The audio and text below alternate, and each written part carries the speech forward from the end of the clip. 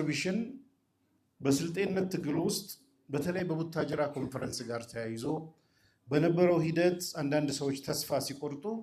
ይሄ ውሳኔ የሰው ውሳኔ እንጂ አላህ አይደለም ብለው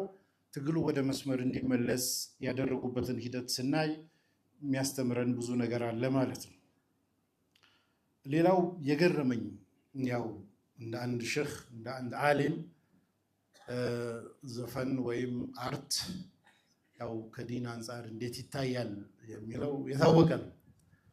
እሳቸው ለስልጤ ማንነት አርትን መጠቀም አለብን ብለው ብር እየከፈሉ በየአዳራሽ አርት እንዲቀርብ ሲያስደርጉ ከጀርባ ነበሩ የሚለውን ሳይ ደግሞ ገርሞኛል። እና ያው ምን ያህል ፕራግማቲክ ሆነው እዚህ ኤሪያም እንደነበሩ ማህበረሰቡን በዚህ ካልሆነ መጥራት የለብንም ብለው ያደረጓቸውን ነገሮችም ሳይ እንደዚሁም ደግሞ የተለያዩ